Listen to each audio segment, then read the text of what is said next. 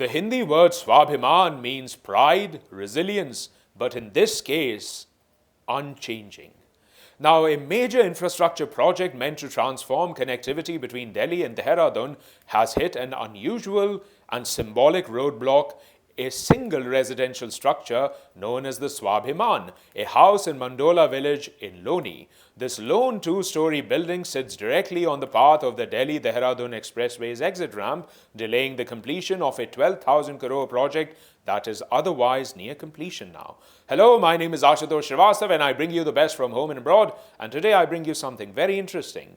The house occupies a critical portion of land required for the ramp that will allow vehicles to exit towards Delhi. While most of the surrounding land has already been acquired, this particular property, along with a portion still under legal dispute, remains unresolved. As a result, engineers are now forced to consider alternative design solutions or temporary routes to bypass the obstruction, which could reduce efficiency and increase congestions. The issue, however, is not just about engineering. It is rooted in a nearly 28-year-old long legal and administrative dispute. The origins trace back to the 1998 Mandola housing scheme, when farmers were asked to agree to land acquisition for development purposes. While many accepted compensation under the scheme, the original landowner, Virsen Sarhava, challenged the acquisition in court, leading to a long-standing legal stay.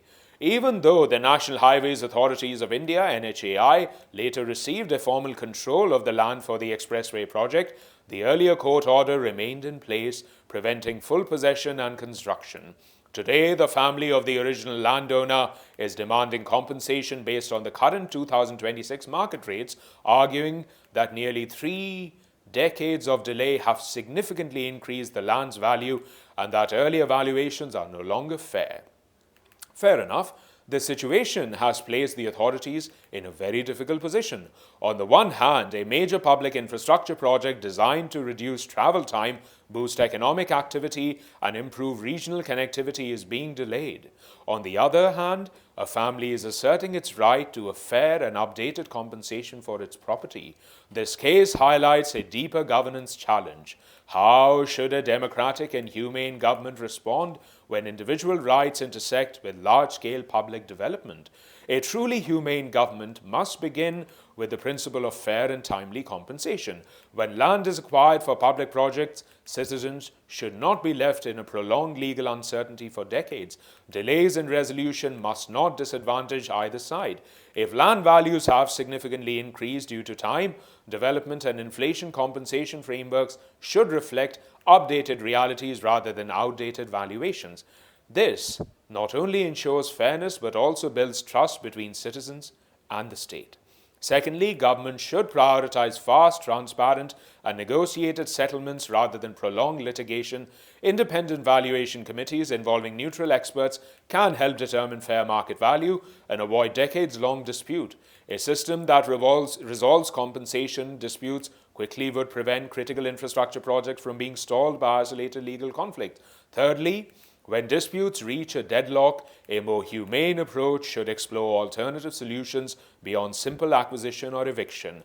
These could include land swaps, enhanced rehabilitation packages, or structured agreements where affected families benefit from the development itself. For example, proximity to major expressways often increases commercial value. Such benefits could be shared in structured compensation models as well. Now, in cases like the Mandola Swabhiman house, such humane alternatives could have potentially resolved the dispute years ago, preventing a 28-year-old delay that has now impacted a national highway project. Instead of an adversarial process where one side wins and the other loses, a cooperative model could have allowed both public development and private dignity to coexist. At the same time, governments must also ensure that individual resistance does not indefinitely block projects of national importance. Therefore, legal systems must balance individual rights with broader public interest, ensuring that neither is ignored. Ultimately, this case is not just about one house blocking a highway. It reflects a larger question of governance, whether development is being pursued in a way that respects both efficiency and human dignity. A humane government is not one that simply builds infrastructure quickly, but one that ensures no citizen feels ignored, undervalued, or trapped in decades of unresolved conflict. Fair compensation, timely justice, and compassionate negotiation are not obstacles to development, they are what make development legitimate. Thank you for watching. For more such videos, subscribe to the NewsX YouTube channel, hit the bell icon.